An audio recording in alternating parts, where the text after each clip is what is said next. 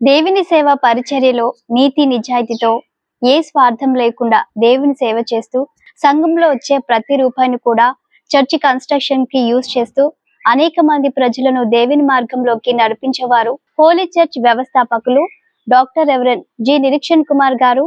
అలాగే అమ్మగారు విక్టోరియా అమ్మగారిని మనం ఇప్పుడు కలుసుకునే ప్రయత్నం చేద్దాం. వారి యొక్క సేవా జీవితంలోని అనుభవాలను మనం తెలుసుకుందాం. ప్రైజ్ లార్డ్ అయ్యగారు. ప్రైజ్ లార్డ్ అమ్మగారు. ఎలా ఉన్నారు? బాగున్నారా? ముందుగా మీకు హ్యాపీ యానివర్సరీ.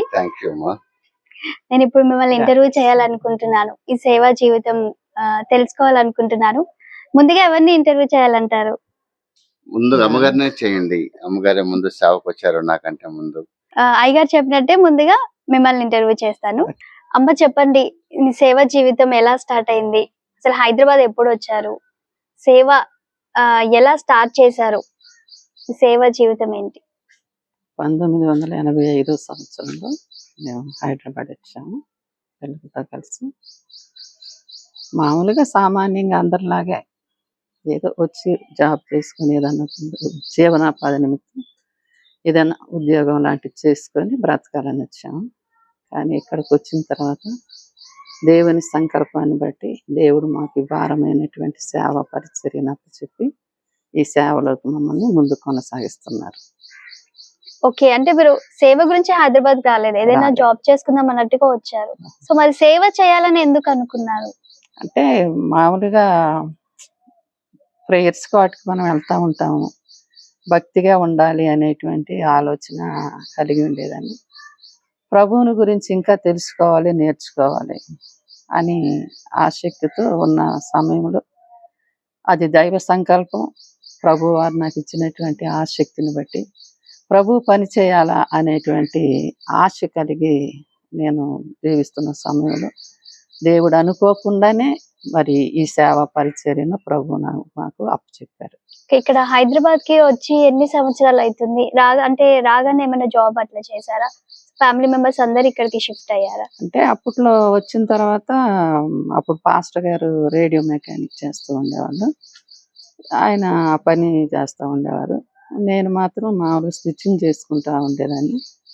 అలాగూ మేము మా జీవనాన్ని కొనసాగిస్తూ వచ్చాము కొన్నిసార్లు. ఇప్పుడు ఇద్దరు అయ్యగారు అలాగే మీరు కూడా సేవలో ఉన్నారు. ముందుగా ఎవరు సేవలోకి వచ్చారు? ఈ ప్రేరేపణ ఎలా కలిగింది మీకు? ఎలా దేవుడి దర్శనం ద్వారా చూపించారా? ఎలా తెలిసింది మీకు? అంటే ముందు అనేది నేను చిన్నప్పటి నుండి మాది ఒకే ఊరు, ఒకే గ్రామంలో జన్మించాము. అయ్యగారు వాళ్ళు, నాన్నగారు వాళ్ళు మాకు పాస్టర్స్ అప్పుడు ఊర్లో ఉన్నప్పుడు.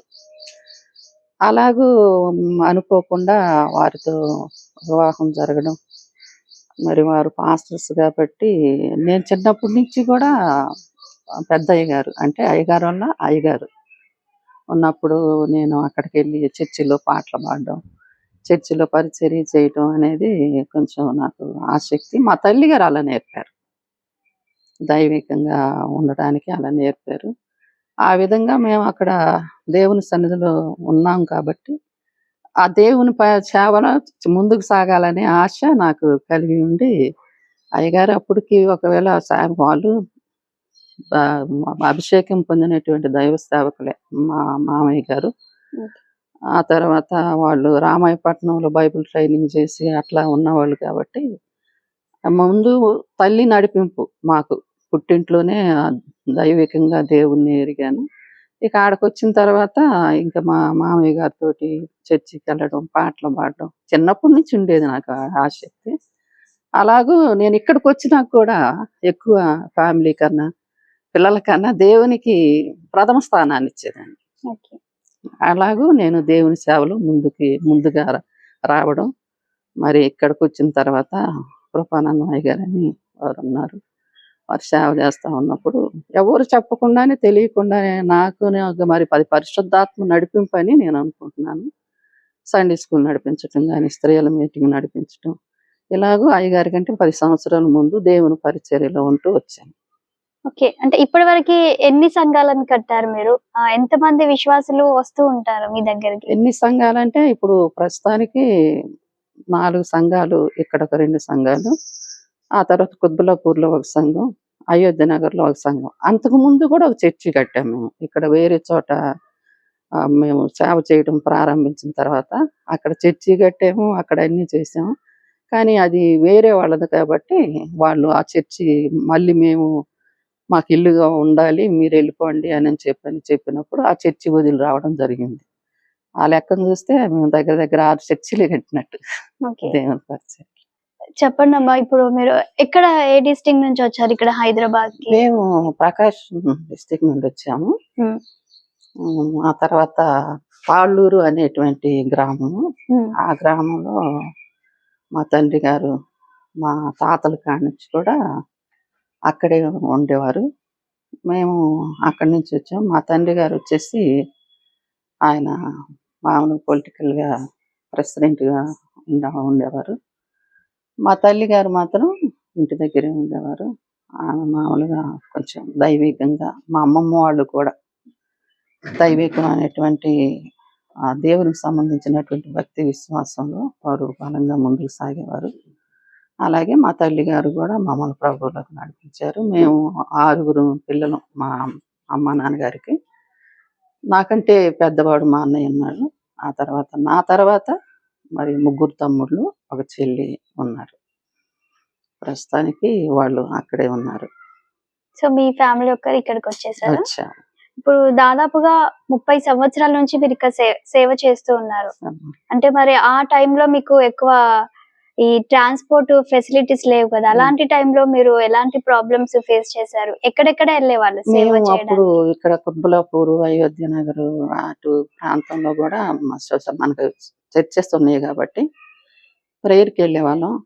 కొన్నిసార్లు ఒక సైకిల్ ఉండేది అయ్యగారికి. ఆ సైకిల్ మీద వెళ్ళేవాళ్ళం. కొన్ని సార్లు అయితే అసలు కాలినడకను కూడా నడిచి వెళ్ళినటువంటి పరిస్థితులు. అప్పుడు రోడ్లు కూడా సరిగా లేవు కదా. అలాంటప్పుడు హైట్ ఉన్న దగ్గర దిగిపోవటం, కొంచెం హైట్ తక్కువ ఉన్న కాడ మామూలుగా ఉన్నటువంటి దారిలో సైకిల్ మీద వెళ్ళిపోవటం అట్లా చేసి దేవుని పరిచర్యలో ఆ రోజుల్లోనే, ఇప్పుడు చెప్పేదానికన్నా ఆ రోజుల్లోనే ఎక్కువ పరిచర్య చేసాము. పగలు రాత్రి అని లేకుండా ఎప్పుడు భారం అనుకోలేదు, కష్టం అనుకోలేదు.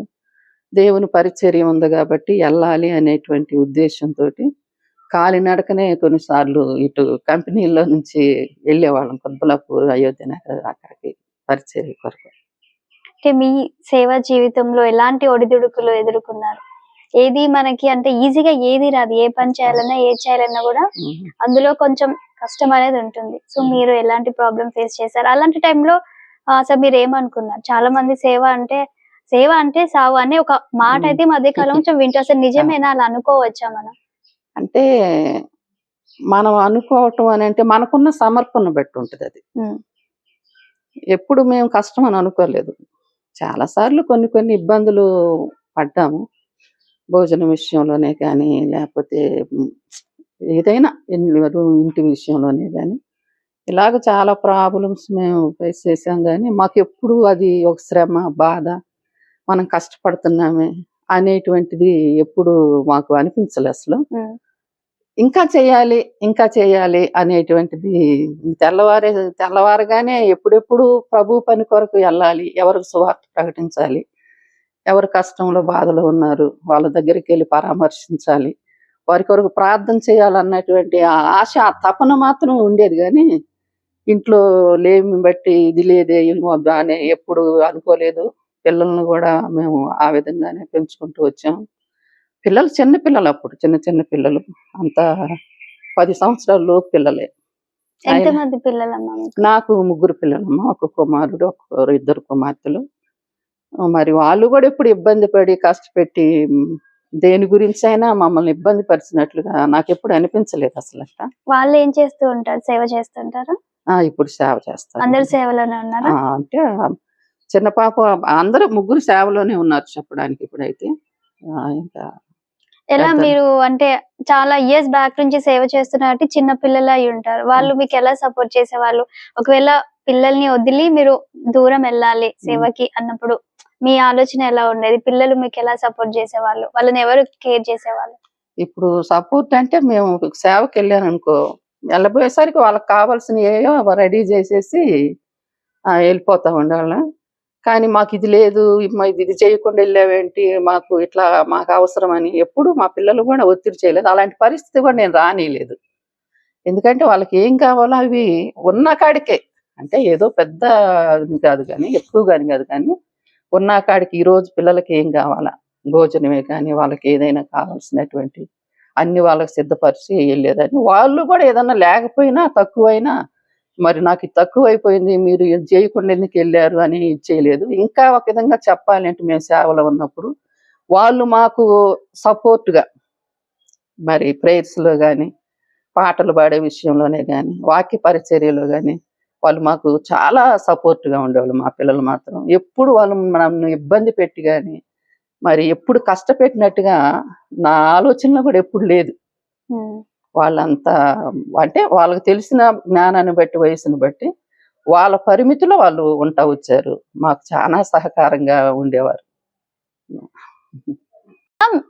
ఇక్కడ మెయిన్ చర్చ్ ఇప్పుడు ఇదేనా? కన్స్ట్రక్షన్ లో ఉన్నట్టుంది, మనం ఒకసారి చూద్దాము చర్చ్ ని.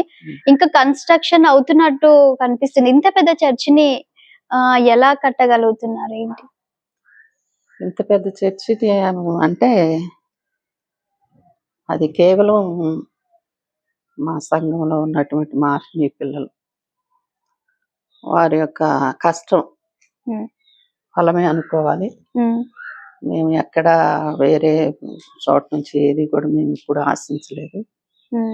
కేవలం విశ్వాసం మీద కన్నీటి మీద మరి కట్టబడుతున్నటువంటి మందిరాలు ఇవి. మరి మా పిల్లలు కూడా అంటే ఆత్మీయ పిల్లలు, మాకు పిల్లలే కానీ ఆడపిల్లలే కానీ మాకు చాలా సపోర్ట్గా ఉంటారు. ఇప్పుడు ఏదైనా సంఘంలో ఏదైనా జరుగుతుంది, ఇలాగ చేయాలనుకుంటున్నాము, ప్రార్థన చేయండి, మీరు ఇలా ఇవ్వాలి అని చెప్తే మరి మాకు తెలియకుండా చేసి మరి ఇంత చెప్తున్నారు అని చెప్పని కానీ ఎప్పుడు వాళ్ళు ఫీల్ అయినట్టు కానీ బాధపడినట్టుగా కానీ చూడాల. మరి వారు ఈ పరిచర్యలో మాకు ఏది చెప్తే అది సహకరిస్తారు. ఏదైనా ఇప్పుడు సువార్త పరిచర్య చేయడానికి ఎక్కడికన్నా వెళ్ళాలి అని అంటే అసలు ఎప్పుడూ కూడా మాకు వీలు పడదని కానీ మేము రాలేమని కానీ చెప్పడం కానీ, సంఘంలో ఏదన్నా కార్యక్రమం జరుగుతుందంటే మేము ఎక్కడికన్నా పరిచర్య కొరకు వెళ్ళామనుకోండి, మీరు ఇలాగ చేయండి అని చెప్పి వెళ్ళిపోతే అది అసలు 100% నేను చెప్పిన దానికన్నా కూడా ఎక్కువగా చేస్తారు. సో మీ సంఘంలో ఎంతమంది వస్తారండి ఇక్కడికి? అంటే ఒక విధంగా చెప్పాలంటే ఇప్పుడు చాలా తగ్గారు. అప్పుడు చాలా మంది ఉండేవారు, 100లోనే వచ్చేవాళ్ళు. మరి దేవుని యొక్క సన్నిధిలో వాళ్ళకి ఉన్న సమర్పణ చాలా గొప్పదని. అంటే ఇప్పుడు చర్చ్ కి వస్తారు చాలా మంది, వాళ్ళు అంటే మీరు పిలవడం ద్వారా చర్చ్ కి వస్తారా, లేదంటే వాళ్ళకున్న ప్రాబ్లమ్స్ ని బట్టి వాళ్ళకి మంచి జరగాలనే ఉద్దేశంతో ఇక్కడికి రావడం జరుగుతుందా? ఒక క్లారిఫికేషన్. అంటే సహజంగా మనం ఆలోచించే దాన్ని బట్టి మనం చూసినట్లయితే వాళ్ళకి మేము దేవుల్లో ఎదగాలి, దేవుని గురించి తెలుసుకోవాలి అనేది ఆశ ఉంటుంది. మరి కొంతమంది ఉంటారు అనుకోండి, దేవుని ఎరగనటువంటి వాళ్ళు, వాళ్ళ ప్రాబ్లమ్స్ని బట్టి వాళ్ళు ప్రార్థన చేసుకుంటే దేవుడు వాళ్ళకి మేలు చేశారని. అలాగే మేము కూడా వాళ్ళని బలపరిచి దేవుని వాక్యం చెప్పడం కానీ, వాళ్ళ కొరకు ప్రార్థన చేయటం కానీ, ప్రభువుకి తన కార్యాలు వారి పట్ల జరిగించేదాన్ని బట్టి కూడా అట్లా వచ్చేవాళ్ళు కూడా ఉంటారు. ఈ సంఘం అంటే ఇంకా రకరకాలైనటువంటి మనుషులు ఉంటారు.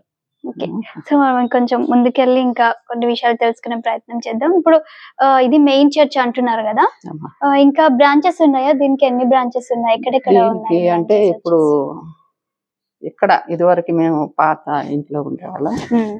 అప్పుడు ఇంట్లోనే మేము చర్చి నడిపించేవాళ్ళం స్టార్టింగ్ లో.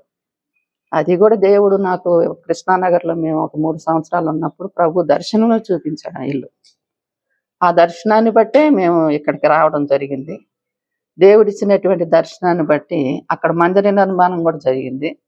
అప్పట్లో మనకంత డబ్బు పెట్టుకునేంత పరిస్థితులు ఎక్కడ కూడా మేము మామూలుగా ప్రభుత్వం వారు ఇచ్చింది కానీ, లేకపోతే ఎవరన్నా సంఘంలో ఏదన్నా ఇచ్చి కట్టమని అని కాదు కానీ, దేవుడు నిజంగా ఇచ్చినటువంటి ఇళ్ళనే దేవుడు దర్శనం ఇచ్చి అక్కడే చర్చి స్టార్ట్ చేయటం. ఆ చర్చిని బట్టి ఈ చర్చిలన్నీ కట్టడానికి దేవుడు కృప చూపించాడు. అంటే మొత్తం 6 బ్రాంచెస్ అన్నారు. మరి వీటన్నిటిని మీరు ఎలా మేనేజ్ చేస్తున్నారు? అక్కడ ఎలా అంటే ముందుకు నడిపిస్తున్నారు? ఇప్పుడు మేమున్నాము, అయ్యగారు ఉమ్, నేనున్నాం. ఉమ్, ఆ తర్వాత మాకు బాబు ఉన్నాడు. ఓకే. ఆయనకు కూడా వివాహం జరిగింది. మరి కూతురు లాంటి కోడలు, ఉమ్, వాళ్ళిద్దరు కలిసి అక్కడ అంటే పరిచర్య ఓన్లీ చేస్తున్నారు. సండేసే చర్చ్ జరుగుతుందా, వేరే డేస్ లో కూడా ఇంకేమైనా? వేరే కూడా ఏదైనా కార్యక్రమం ఉన్నప్పుడు శుక్రవారం జరుగుతుంది, శనివారం జరుగుతుంది. ఉమ్, ఆ తర్వాత మంగళవారం రోజు కూడా స్త్రీల మీటింగ్లు అట్లా జరిగాయి. ఇట్లా కంటిన్యూగా సంఘంలో సంఘ కార్యక్రమాలన్నీ కంటిన్యూగా జరుగుతూనే ఉంటాయి. ఓకే. వాళ్ళ ఇళ్లలో కూడా ప్రేయర్స్ పెట్టించుకుంటారు, కుటుంబ ఉమ్. ప్రార్థనలు ఇలాంటివన్నీ. మళ్ళీ 7 వారాల ప్రార్థనలను పెడతాం. అలాంటివన్నీ జరుగుతూనే ఉంటాయి. దాదాపుగా మీరు 30 సంవత్సరాల నుండి సేవ చేస్తున్నారు ఇక్కడ పట్టణంలో. అనేక ప్రాంతాలకు కూడా వెళ్తూ ఉంటారా సేవ చేయడానికి? వెళ్తాం అమ్మా. ఎవరైనా కానీ ఇప్పుడు ఉమ్. ఏదైనా ప్రేయర్స్ పెట్టించుకొని రమ్మన్నా వెళ్తాము. సేవా లేకపోతే జీవితం. ఉద్యోగ కోటాలు అలాంటివి పెట్టుకొని రమ్మన్నా వెళ్తాము. మేము అట్లా కోటాలు కూడా అలా నడిపించాము. ఉమ్, మరి ఆర్ఆర్కే ముత్తయ్య గారిని గాని, జోషయ్య గారిని గాని, ఉమ్, ఆ తర్వాత ఇంకా కొంతమంది ఉమ్, పేరుగాంచినటువంటి సువార్త పరిచర్య చేసినటువంటి వాళ్ళని, మేషాలు గురప్ప ఇలాంటి వాళ్ళందరినీ కూడా తీసుకొని వెళ్ళి ఉమ్. మేము అక్కడ బాగానే పరిచర్య చేసాం. సో సేవ అంటే మీ సేవ జీవితంలో ఎలా ఉంది? మీరు ఇప్పుడు ఇన్ని సంవత్సరాల నుండి సేవ చేస్తున్నారు, మీకు ఎలా అనిపిస్తుంది?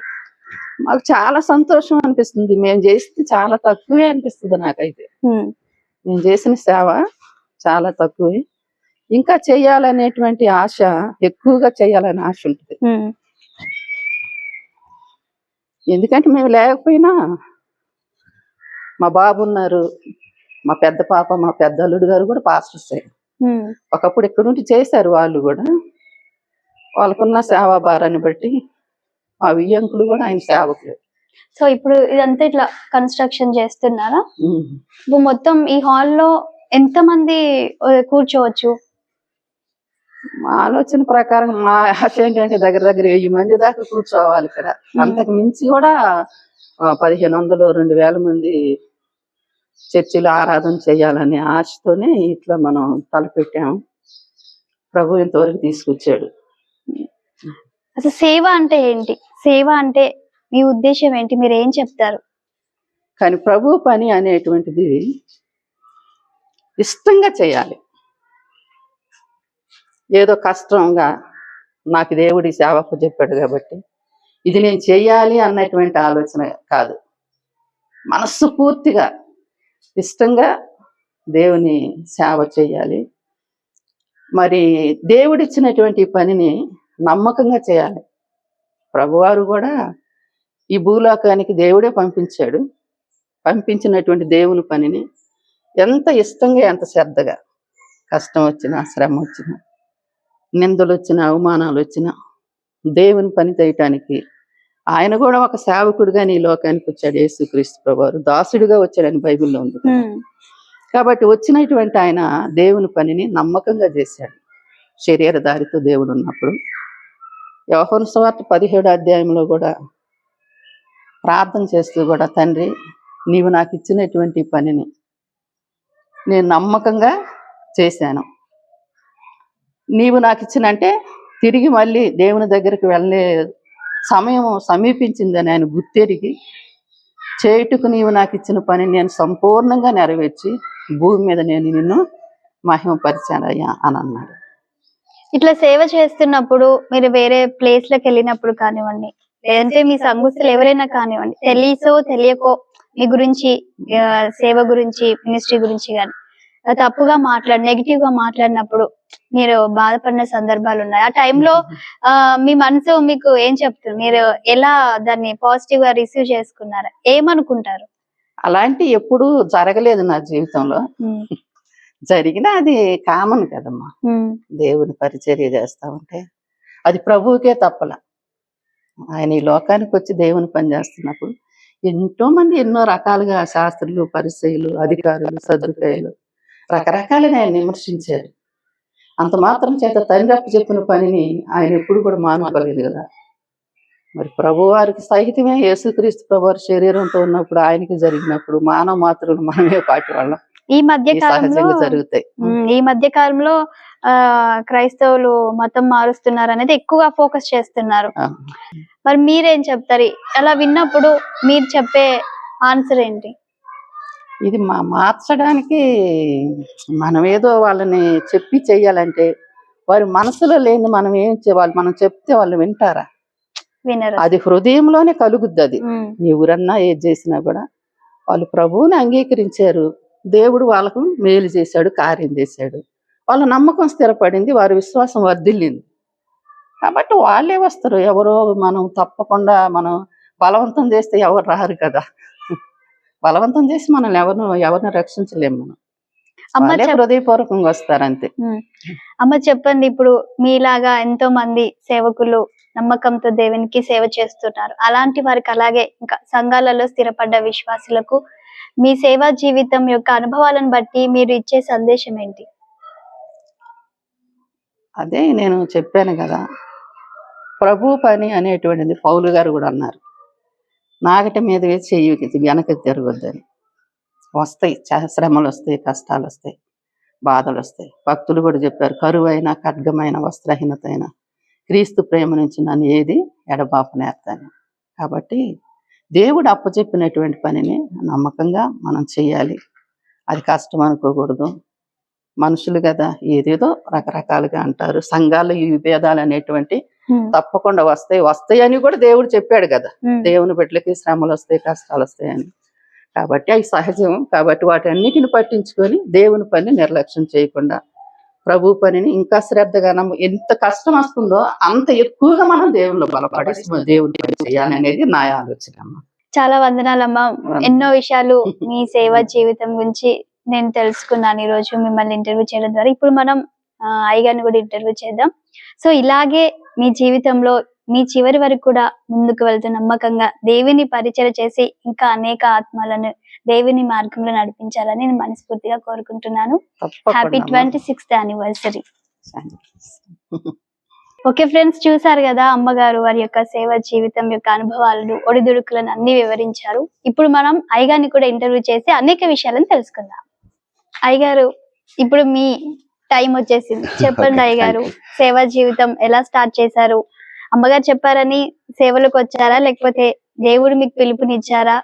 అసలు హైదరాబాద్ రాకముందు మీ ఫ్యామిలీ బ్యాక్గ్రౌండ్ ఏంటి? పేరెంట్స్ ఏం చేసేవాళ్ళు? ప్రకాశం జిల్లా మాది, యాక్చువల్లీ ఒంగోలు జిల్లా. మా నాన్నగారు వాళ్ళ నాన్నగారు కూడా సేవకులే.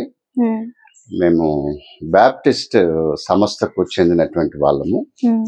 అలా మేము సేవ మిషనరీ కుటుంబంలో పుట్టాను. నేను ఒక సనాతనమైన క్రైస్తవ ధర్మాలు కలిగినటువంటి కుటుంబంలోనే పుట్టాను. కానీ నాకు చాలా వరకు క్రైస్తవ లక్షణాలు అబ్బలేదు. పుట్టడం నేను అలాగే పుట్టాను కానీ క్రిస్టియన్ ఫ్యామిలీలో. కానీ క్రైస్తవ్యం అనేది నాకు అంతగా యవన కాలంలో నేను పెద్దగా పట్టించుకోలేదు. కానీ దేవుని కృప ఏంటంటే ఈ సేవ, ఈ పరిచర్యకి రావడం దేవుని దయ, దేవుని సంకల్పము. నా జీవితంలో చాలా వరకు నేను ఏదైనా చేయాలి, ఏదైనా వ్యాపారం చేయాలి, బిజినెస్ చేయాలి, లేదంటే ఏదైనా ఉద్యోగం చేయాలి అనేది ఉండింది. కానీ ఉద్యోగం గురించి నాకు మొదటి నుంచి లేదు. ఏదైనా బిజినెస్ చేయాలని ఉండేది నాకు ఎక్కువ. ఈ సేవా భారం ఎక్కువ ఉండేది కాదు. అయితే నేను చదువుకోవడం కూడా ఈ ఎలక్ట్రానిక్స్ డిప్లొమా చేయడం జరిగింది. తర్వాత ఒక ఇన్స్టిట్యూట్ కూడా పెట్టాను, రేడియో టీవీ టెక్నాలజీ ఇన్స్టిట్యూట్ కూడా పెట్టాను. చాలా మందికి ట్రైనింగ్ కూడా ఇచ్చాను కానీ నా జీవితంలో స్థిరత్వం లేదు. నేనేమి సాధించలేకపోయా. కానీ దైవ సంకల్పం ఒకటి ఉండి మనం ఏదో ఇంకోటి చేయాలంటే అది రాణించలేమనేది నేను గ్రహించాను. గ్రహించడానికి నాకు దగ్గర 12 సంవత్సరాలు పట్టింది. ఈ 12 సంవత్సరాలలో నేను ఆలోచన చేసుకుంటున్న ఈ సమయంలో అమ్మగారిని ప్రభు దర్శించడం, అమ్మగారికి కూడా ఒక సేవా పరిచర్యలో ఆమెని సేవకురాలుగా వాళ్ళు గుర్తించడము, వాళ్ళు తీసుకోవడము, ఒక సంఘాన్ని నడిపించడం జరిగింది. నేను పెళ్లి కాక ముందు అమీర్పేట ప్రాంతంలో ఉన్నప్పుడు చర్చ్ ఆఫ్ క్రైస్ట్ క్రీస్తు సంఘము ట్రైనింగ్ చేశాను. ఓకే. అది 2 కోర్సులు అవి. అక్కడ నాకు ఆల్రెడీ బైబిల్ ట్రైనింగ్స్ మీద ఈ సేవ భారం మీద ఉంది.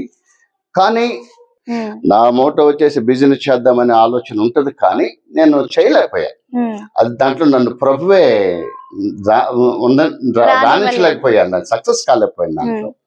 తర్వాత నేను సేవలోకి వచ్చిన తర్వాత నేను పూర్తిగా సమర్పించుకొని ఈ రేడియోలు, టీవీలు చేసే రిపేరింగ్ చేసేది తీసేసి, నా ట్రైనింగ్ ఇన్స్టిట్యూట్ కూడా తీసేసి ఫుల్ టైం నేను మినిస్ట్రీకి రావడం జరిగింది. దాదాపుగా మీకు 5-6 బ్రాంచెస్ సంఘాలు కట్టారు, స్థాపించారని విన్నాం. మొత్తం అందరినీ కలిపితే మీరు ఇప్పుడు ఎంతమంది విశ్వాసుల్ని నడిపిస్తూ ఉన్నారు? మనకి ఇక్కడైతేమి ఎక్కడైతేమి సుమారుగా కరెక్ట్ ప్రాపర్గా అయితే చెప్పలేను, కానీ ఒక 500 ఫ్యామిలీస్ అయితే మనకు చర్చెస్లో ఉంటాయి అని నేను అనుకుంటున్నాను. మరి అందరూ ఒకే అకేషన్కి అయితే వస్తారు, కానీ మిగతా టైంలో అందరూ రాకపోవచ్చు, కానీ ఆరాధనలో బాగానే గ్యాదరింగ్ ఉంటుంది. మనకి దేవుని సేవ పరిచర్య చేస్తూ ఉన్నాము, అట్లా నడుస్తూ ఉంది ఈ సేవ. ఈ కన్స్ట్రక్షన్ చేస్తున్నారు కదా? అవునమ్మా. ఇప్పుడు దాదాపుగా దీనికి ఎంత ఖర్చు అవుతుంది? ఒక చర్చ్ కట్టాలంటే మీకు ఎంత ఖర్చు అవుతుంది మాస్టర్ గారు? ఇది సుమారుగా క్రోర్స్ లోనే ఉంటదమ్మా. ఇది దగ్గర దగ్గర. ఎప్పుడు స్టార్ట్ చేశారు ఇది కన్స్ట్రక్షన్? ఇది 3 years అయింది స్టార్ట్ చేసి. ఓకే. ఇంకా అంటే ఇది అంత పూర్తి అవ్వాలి మంచిగా అంటే మీకు ఇంకా ఎంత కాలం పడుతుంది? ఎంత సమయం? చాలా టైం పడుతుంది. టైం అంటే మనీదే ప్రాబ్లము. మరి ఎట్లా అదంతా ఈ మనీ అంతా మీకు ఎక్కడి నుంచి వస్తాయి? ఫండ్స్ వస్తున్నాయా? మాకు మొదటి నుంచి మాకు ఫండ్స్ ఏం లేవమ్మా. మొదటి నుంచి కూడా మాకేం అలవాటు అంటే, వచ్చిన మాకు ఏదైనా కానుకలు వచ్చినా, లేకపోతే ఎవరైనా మీలాంటి వాళ్ళు పెద్దలు ఎవరైనా చేసేసి ఏదైనా కానుకలు కానీ ఏమన్నా వచ్చినా కూడా, నాకు ఈ హైదరాబాద్ వచ్చి నేను అంటే నీకంటే చిన్న వండుకున్నప్పుడే వచ్చాను నేను. అంటే దగ్గర 6th class పాస్ అయ్యి 7th class లో చేరడానికి హైదరాబాద్ వచ్చాను యాక్చువల్ గా. అప్పటి నుంచి పెళ్ళైన తర్వాత మళ్ళీ వచ్చాము 89లో, 86, 88 ఆ ప్రాంతంలో వచ్చాము. 86 ఆ ప్రాంతంలో వచ్చాము మేము. ఏ రోజు కూడా నాకు ఉన్న అలవాటు ఏంటంటే, హోటల్లో కూర్చొని తిందాము టీ. ఇంతవరకు నేను ఎక్కడ ఒంటరిగా హోటల్లో కూర్చొని టీ తాగల హైదరాబాద్ లో. నాకు ఒక భయం ఏంటంటే, ఇది కానుక నా దగ్గర ఉండే. ఇప్పుడు నా జేబులో ₹1 ఉందనుకో, అది నేను కష్టపడింది కాదు, నా వ్యాపారం కాదు, నేను ఉద్యోగం చేసి సంపాదించింది కాదు, ఎవరైనా దీనులు పేదవాళ్ళు ఇచ్చినటువంటి కానుక అది. కాబట్టి కానుకని నేను పాడు చేస్తే దేవుడు నన్ను అడుగుతాడేమో. ఎవరు నన్ను అడగరు. ఇప్పుడు నేను ఎక్కడో సాపూర్ నగర్ లో టీ తాగుతానికి ఎవరైనా కూర్చుని అనుకోండి, ఎవరు చూస్తారు నన్ను? ఎవరు పట్టించుకుంటారు? అదే ఎందుకంటే ఈ మధ్య కాలంలో ఇట్లా చర్చెస్ పెట్టి ఆఫరింగ్స్ వస్తాయి, దాని వల్ల వీళ్ళు ప్రజలని ఆకర్షిస్తున్నారు అని చాలా రకాల రూమర్స్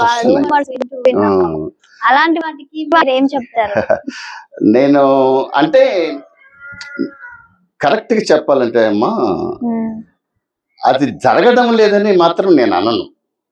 ఇది దుర్వినియోగం అవుతుంది, ఆ పేరుతో డబ్బు సంపాదిస్తున్నారు అనేటువంటి దానిని నేను ఖండించను. కానీ వాస్తవంగా నిజమైనటువంటి సేవ, నిజమైనటువంటి భారం ఏంటంటే, సామాన్యంగా ఈ డబ్బుని భయం ఉంటది.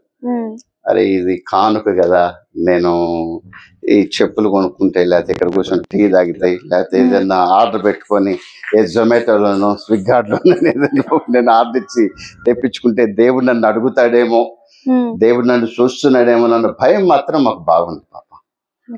అందుకనే మేము విచ్చలవిడిగా ఖర్చు పెట్టము దాన్ని. వీళ్ళున్నంత ఇట్లే కన్స్ట్రక్షన్ ఇప్పుడు జరుగుతూ ఉంది, దేవుని దాని మీద అయిపోయింది అనుకోండి, ఇంకో చోట ఎక్కడన్నా చర్చి కట్టడానికి ప్రయత్నం చేస్తాము. అట్టకట్టినే ఇవన్నీ. ఇప్పుడు 4 చర్చెస్ అక్కడ ఊర్లో ఒకటి, మొత్తం 4 చర్చెస్ దాకా కట్టాము. ఈ 4 చర్చిలు వచ్చిన ఈ డబ్బుని సద్వినియోగం చేసి వీటిని ఎక్కడ పాడు చేసుకోకుండా మందిరాలు కట్టడము, మందిరాల మీద వచ్చినటువంటి డబ్బుతో మేము ఈ సేవ పరిచర్య చేయడం, ఇలాంటిదే చేస్తామే తప్ప విడిగా కట్టాలంటే నాకైతే వేరే వాళ్ళ సంగతి నాకేమో అవసరం లేదు, కానీ వాళ్ళు ఎలా ఉన్నారని నాకు అవసరం కూడా లేదు. కానీ నా మటుకు నేను మాత్రం భయపడతాను. ఇది దేవుని డబ్బు నన్ను అడుగుతాడేమో, దీనికి నేను ఖచ్చితంగా అకౌంటబిలిటీ ఉండాలి కదా. చర్చెస్ లో కూడా దాడులు జరుగుతున్నాయి, మరి సెక్యూరిటీ ఎలా ఉంటది అంటారు? సెక్యూరిటీ పరిశుద్ధాత్ముడే, అంతేనా? అంతకు మించి ఏం లేదు. ఒకవేళ ఏదైనా దాడులు అవి జరిగి చేసినప్పుడు మనం చేసేది ఏముంటుంది? మనం ఏం చేయలేము. మనల్ని మనం ప్రొటెక్ట్ చేసుకోం. Our belief is depend upon the lord, so he can do. We are believing greatly. దాన్ని నమ్ముతాను నేను, దాన్ని దేవుడు వచ్చి కాపాడుతాడని. ఒకవేళ కాపాడలేదు, నన్ను ఏదో తలకాయ బగలు కూడా చంపేసేసేదానికి ఎవరన్నా వచ్చి చచ్చిపోతే సేవ అయితే ఆగుద్దా? ఏదైనా ఇది వచ్చి పగలు కొట్టేశారు సామాన్యంగా. దీనికి రాత్రి మొత్తం లేపేసేయరు కదా, లేపేసేయరు కనుక ఏదైనా ఒక మూల వచ్చి పగలు కొట్టేసేస్తారు. ఈలో మీడియా వస్తుంది, మనకి ల్యాండ్ ఆర్డర్ ఉంది. చర్చెస్ కడుతున్నారు, ఇంకా తర్వాత మ్యారేజెస్ కూడా చేశాను అని చెప్పారు కదా, ఎన్ని మ్యారేజెస్ చేసి ఉంటారు? క్రిస్టియన్ మ్యారేజెస్ చాలా చేస్తుంటాను, అంటే కరెక్ట్ లెక్క అనేది మనకు తెలియదు. ఇంకొక విషయం ఏంటంటే, నేను మా ఫాదర్ వాళ్ళు కూడా సేవకులే కదా, పనిచేస్తాం కదా. మా ప్రకాశం జిల్లాలో మాకు ఒక 30-25 గ్రామాల దాకా ఉండేవి. ఈ 30-25 గ్రామాలలో మేమే పెళ్లి చేయాలి, పెళ్లిళ్ళు చేయాల్సి వస్తుంది. చావులైనా సమాధి కార్యక్రమాలైనా మేమే చేయాలి. ఇంకొక విషయం తెలుసా మీకు, చెప్పాలి, మీరు కొంచెం ఆశ్చర్యపోతారు. నాకు పెళ్లి కాక ముందు, నాకు 12 సంవత్సరాలు 13 సంవత్సరాలు లేక 15 సంవత్సరాలు ఉన్నప్పుడు నేను పెళ్లిళ్ళు చేస్తా ఉండేవాడిని. ఎందుకంటే మా నాన్నగారు సేవకుడు కదా, ఆయన చెయ్యాలి. ఎన్ని పెళ్లిళ్ళని చేస్తాడు ఆయన? మా అన్నయ్య, నేను, వీళ్ళందరూ ఎక్కడో అక్కడ పెళ్లిళ్ళు చేస్తాం. మా వృత్తి అది. అసలు మీరు ఆశ్చర్యం అవుతుంది చాలా మందికి. నేను 15 years 13 years ఉన్నప్పుడు కూడా నేను పెళ్లిళ్ళు చేసేవాడిని. నాకంటే పెద్దవాళ్ళు, నేను ఎంత ఉండేవాడిని, నాకంటే పెళ్లి కొడుకు పెళ్లి కూతురేమో నేను చూస్తా ఉండాల్సి వచ్చేది. వాళ్ళ ప్రమాణం చేపిస్తా ఉండేవాడిని. అట్లా జరుగుతూ ఉండేది. అంటే మా కుల వృత్తి లాగా ఈ మ్యారేజెస్ చేస్తా ఉండేవాళ్ళం. ఇంత 30 సంవత్సరాల నుండి సేవ చేస్తున్నారు, ఎలా ఉంది సేవా జీవితం? మీరు ఇక్కడ స్టార్ట్ చేసినప్పుడు అసలు ఇక్కడ ట్రాన్స్పోర్ట్ అవన్నీ లేవు కదా, అంతే టెక్నాలజీ లేదు, అన్ని ఫెసిలిటీస్ లేదు. ఎలా ముందుకు వచ్చారు? ఎలా ముందుకున్నా? అప్పుడున్న పరిస్థితులు ఏంటి, ఇప్పుడున్న పరిస్థితులు చేంజెస్ ఎలా వచ్చాయంటారు? అప్పుడు రోడ్లు కూడా సరిగా ఉండేవి కదమ్మా. మేము కాలినడకన సైకిల్ ఉండేది నాకు. ఈ సైకిల్ మీద అమ్మ నేను వెళ్తా ఉండేము. డౌన్ ఉంటేనేమో అమ్మ నేను కూర్చొని వెళ్ళిపోతా ఉండేవాళ్ళము. అప్ అయితేనేమో నడుచుకుంటా వస్తా ఉండేము. వర్షం ఏంటి, ఎండలేంటి, మంచు ఏంటి. ఇప్పుడు మంచు అది లేదు, కానీ అప్పుడు కూడా వర్షాలు అవి ఇప్పుడు తగ్గినాయి. యాక్చువల్ హైదరాబాద్ లో అంతకుముందు వర్షాలు పడితే ధారాళంగా పడుతుండేవి. అలాంటి ముస్సూరులో కూడా వెళ్ళి వస్తా ఉండేవాళ్ళం. పూర్తిగా తడిసిన రోజులు ఉన్నాయి. కుత్బుల్లాపూర్ లో కానీ అమ్మ అయితే వనస్థలిపురం సేవకి వెళ్ళేది. చాలా లాంగ్ ఇక్కడ నుంచి బస్సు, మన జీడిమెట్ల బస్ డిపోలో దగ్గర బస్సు ఉండేది. ఆ బస్ ఎక్కి బాలనగర్ లో దిగి, బాలనగర్ నుంచి ఇంకొక బస్సు ఎక్కి, లేదంటే బాలనగర్ నుంచి అమీర్పేట బస్సు దొరికితే అమీర్పేట వెళ్ళి, అమీర్పేట నుంచి వనస్థలిపురం వెళ్ళేవాళ్ళు ఎన్జిఓస్ కాలనీకి. అక్కడ వెళ్ళి స్త్రీల కోర్టు నడిపించి వచ్చేవాళ్ళు. ఈ లోపుగా చాలా చాట్ల అరాచ్మెంట్, లేకపోతే కొంతమంది కావలంలో అల్లరి మూకలు ఉంటారు కదా, వాళ్ళ వల్ల కూడా చాలా సార్లు ఆమె ఫేస్ ట్రబుల్ పడుతూ వచ్చింది. ఎప్పుడైనా అనుకున్నారా ఎందుకు ఈ సేవ చేయడము, ఏదన్నా జాబ్ చేసుకుంటే బిజినెస్ చేసుకుంటే అయిపోయేది కదా అని? మళ్ళీ ఎప్పుడన్నా అలా ఆలోచన వచ్చిందా సేవలోకి వచ్చిన తర్వాత? అలాంటిది దేవుని దయవల్ల రాలేదు. అంత మంచిగా ఆనాటి నుంచి ఏదైతే డే 1 నుంచి మేము ఏదైతే సేవ మొదలు పెట్టామో ఈ రోజు వరకు, స్టిల్ నౌ, ఈ రోజు వరకు కూడా మేము అలాంటి ప్రాబ్లం రాలా మాకు. అసలు సేవలకు రాకముందు చాలా ట్రబుల్ పడ్డాను. తినటానికి అన్నం ఉండేది కాదు, కట్టుకోవడానికి సరైన బట్టలు ఉండేవి కాదు, చాలా ట్రబుల్ అనుభవించాము. ఎప్పుడైతే సేవకు వచ్చానో ఇంకా మళ్ళీ నేను రిటర్న్ అయింది లేదు, అసలు వెనక్కి చూడలే నేను. ఇంకా దేవుని దయ వల్ల మేము సమృద్ధిగానే ఉన్నాము. ఆ రోజు నుంచి ఈ రోజు వరకు ప్రాబ్లమ్స్ లేవు, యథార్థంగానే ఉన్నాము సేవా పరిచర్యల్లో. కాకపోతే అంటే ఒకప్పుడు ఉన్నటువంటి బొరవడి ఒప్పుకోవాలా నేను, ఎందుకంటే ఇది లైవ్ ప్రోగ్రామ్ కాబట్టి ఒప్పుకోవాలి. అప్పుడు చేసినంత సేవా పరిచర్య ఇప్పుడు చేయలేకపోతున్నాము. బికాస్ ఆఫ్ ఏజ్ కావచ్చు, ఏజ్ ఫ్యాక్టర్ కావచ్చు, లేకపోతే ఉన్నటువంటి పరిస్థితులు, అట్మాస్ఫియర్, ఉన్నటువంటి ఫెసిలిటీస్, ఇలాంటి వాటి వల్ల కూడా కొన్నిసార్లు మేము అప్పుడున్నంత సేవ, అప్పుడున్నంత భారం బర్డన్ ఇప్పుడు తగ్గిందనే చెప్పాలి. దాన్ని ఒప్పుకోవాలని నేను ఖచ్చితంగా, ఎందుకంటే ఒక దైవజనుడిగా నేను దాచిపెట్టకూడదు దాన్ని. కానీ సేవా పరిచర్యలో ముందుకెళ్తున్నాము, సేవ చేస్తున్నాము. ప్రాణం ఉంటే తప్పకుండా ఇంకా ఎక్కువ ఆత్మలు, మా ధైర్యం వల్ల ఒక్కటే పాపం నేను చెప్పేది ఏంటంటే, వీళ్ళున్నంత వరకు ఆత్మలు సంపాదిస్తూ సంఘాలను ఇలాగే కట్టుకుంటూ పోతూ మా జీవితాన్ని గడపాలనేదే మా ప్రధానమైన ఉద్దేశం. అది అంటే we have to win the people for Christ, we have to build the churches. ఇలాంటి చర్చెస్ అంటే మీకు ఏమన్నా ఫారిన్ ఫండ్స్, ఇందాక ప్రశ్న వేసావు, మాకు ఎలాంటిది లేదు. By faith we are doing this job, this gospel. మాకు రెండోది ఇంకొకటి ఏదో కొత్తది, ఇంకొకళ్ళు ఎవరో మాకు వచ్చి ఫండ్స్ ఏమీ లేవు. చాలా మంది అనుకునేది ఏంటంటే, కామన్ గా, మీరే కాదు పాప, చాలా మంది అనుకునేది ఏంటంటే, ఏదో ఫండ్స్ వస్తున్నాయి వీళ్ళకి, క్రైస్తవులకు, కాబట్టి వీళ్ళు ఈ సేవ, ఈ పరిచర్య చేస్తున్నారు అనేటువంటి అపోహ మొదటి నుంచి ఉంది భారతదేశంలో. చివరిగా మీరు ఇన్ని సంవత్సరాల నుంచి, దాదాపుగా 30 ఏళ్ల నుంచి సేవ చేస్తూ వస్తున్నారు దేవుని పరిచర్య. మీలాంటి ఎంతో మంది సేవ చేసే దైవజనులకు మీరు ఏం చెప్పాలనుకుంటున్నారు? మీ సందేశం ఏంటి? అలాగే యూత్ కి కూడా, యూత్ కైనా దైవజనులకైనా నేను చెప్పే సందేశం ఏంటంటే, పిలిచిన వాడు నమ్మదగిన వాడు. ఇప్పుడు ఒక చిన్న విషయం నేను మీకు చెప్పాలి మీడియా ముఖంగా. దైవజనుల మీద సరైనటువంటి అభిప్రాయం లేదు ఇవాళ. క్రైస్తవుల మీద కానీ దైవజనుల మీద కానీ సరైన అభిప్రాయం లేదు. ఈ సరైన అభిప్రాయం కొన్నిసార్లు రియల్గా రావచ్చు, ఫేక్గా కూడా రావచ్చు. ఫేక్గా వచ్చినా, రియల్గా వచ్చినా, అది రాకుండా చూసుకోవడానికి వీలున్నంత వరకు మనం, ఇప్పుడు ఫేక్ వచ్చింది నా మీద ఏదన్నా వచ్చినప్పుడు అది వీగిపోతుంది, ఇవాళ కాకపోతే రేపొద్దున వీగిపోతుంది. అది రియల్ అయితే దేవుని దగ్గర మనం తలదించుకోవాల్సి వస్తుంది.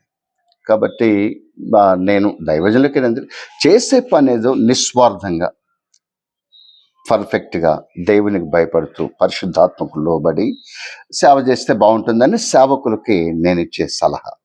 డబ్బు కోసము నేను ఈ మధ్య కాలంలో చూస్తా ఉన్నాను, కొంతమంది పొలిటీషియన్స్ దగ్గరికి వెళ్ళి కొంత మనీ అడగడము, వాళ్ళు కొంచెం అసహించుకోవడం జరుగుతూ ఉంది. కొంతమంది ఈ సేవా పరిచర్య దాన్నే అడ్డంగా పెట్టుకొని కొంచెం మనీ గెయినింగ్ అనేటువంటిది కూడా చేస్తూ ఉన్నారు. నేను ఈ మధ్యకాలం చూస్తూ ఉన్నాను అక్కడక్కడ. కానీ అది కరెక్ట్ అయిన దైవజనులకు అది లక్షణం కాదు. ఎందుకంటే మాకంటూ ఒక గురి, గమ్యం ఏంటంటే, ప్రభు మమ్మల్ని పిలిచాడు, పిలిచిన దేవుడు మేము నమ్మే సత్యం, ఐ బిలీవ్ దట్. పిలిచిన దేవుడు నమ్మదగిన వాడు కాబట్టి ఆయన మనల్ని నడిపిస్తారు. నాకు ఇప్పుడు మా అమ్మాయికి పెళ్లి చేయాలి, లేకపోతే మా అబ్బాయికి పెళ్లి చేయాలి, దేవుడే చూసుకుంటాడు. అది యెహోవా ఇల్లు కట్టకపోతే కట్టేవారి ప్రయాసము వ్యర్థమే. కాబట్టి అట్లనే మనం దేవుని మీదనే పూర్తిగా ఆనుకొని ఎవరో ఇవ్వాలి, ఎవరో చేయాలనేటువంటి పద్ధతి కాకుండా మనం జాగ్రత్తగా దేవుని మీదనే ఆధారపడి ఉండాలి అనేది, దేవునికి భయపడుతుండాలనేది నేను నమ్మిన సత్యం. అది నేను అలాగే ఉన్నాను. దాదాపుగా ఎన్ని ఫ్యామిలీస్ కట్టి ఉంటారు మీరు? చాలా ఉన్నాయి, ఆల్మోస్ట్ చాలా కట్టాము. కాకపోతే కొంతమంది వస్తారు, కొంతమంది ఏదన్నా చిన్న ఏదైనా జరగగానే బయటకు వెళ్ళిపోతూ ఉంటారు, వేరే సంఘాలకి అలవాటు అయిపోతూ ఉంటారు. మా దగ్గర లేనటువంటి ఫెసిలిటీస్, ఎందుకంటే కొంతమంది ఆర్భాటం కూడా ఉంటారు. ఈ ఆర్భాటం కోసం వెళ్ళే వాళ్ళు కూడా చాలా మంది ఉంటారు. ఇక్కడ ఆర్భాటం లేదు కాబట్టి ఇంకో చోటకి వెళ్దాము అనేటువంటి వెళ్ళేటువంటి కుటుంబాలు కూడా లేకపోలేదు. నేను నా దగ్గరకు వచ్చి కష్టంలో, ఇబ్బందుల్లో ఉండి ఇక్కడికి వచ్చి ఇక్కడ అభివృద్ధి అయ్యి ఇక్కడ విస్తరించి వేరే సంఘాలకి అభివృద్ధి అయిన తర్వాత వేరే సంఘాలకు వెళ్ళిన మహానుభావులు కూడా ఉన్నారు మన సంఘంలో చాలా మంది. నేనే బాప్తిసం ఇచ్చాను, నేనే పెళ్లి చేశాను, నేనే వాళ్ళ కష్ట సుఖాలు ఆదుకున్నటువంటి వాళ్ళు కూడా ఇప్పుడు కొంతమంది ఏదైనా చిన్న చిన్న కారణం, ఏ మేజర్ ప్రాబ్లం కారణం ఏమి ఉండదు, చిన్న చిన్న కారణాలను పెట్టుకొని దూరం అయిపోతూ ఉంటారు. మనం ఏం చేయలేం వాళ్ళని. దేవుడే వారిని చోట్ల ఎక్కడ పోయినా వాళ్ళు బలపడాలనే కోరుకుంటా ఉంటా. అక్కడికి వెళ్ళారని నాకు బాధ కూడా పన్ను నేను, ఎందుకంటే ఆడున్న క్షేమం ఉండాలి, ఏడున్న క్షేమం ఉండాలి, ఎక్కడున్న వాళ్ళకి క్షేమం ఉంటూ నాకు అదే చాలు అని అనిపించింది అనమాట. చూసారు కదండి, ఎంతో ప్రయాసంతో దేవుని సంఘాలను కట్టాలనే ఒక ఉద్దేశంతో ఇలా ముందుకు వెళ్తున్నారు నిస్వార్థంగా. మరి ఇలాంటి దైవజనులకు ప్రేరేపించబడితే మీరు కూడా సహకరించవచ్చు, అలాగే వారిని కూడా సంప్రదించవచ్చు. అలాగే ఈ రోజు యానివర్సరీ సెలబ్రేట్ చేసుకుంటున్నటువంటి హోలీ చర్చ్ సంఘస్థులందరికీ విష్ హ్యాపీ యానివర్సరీ.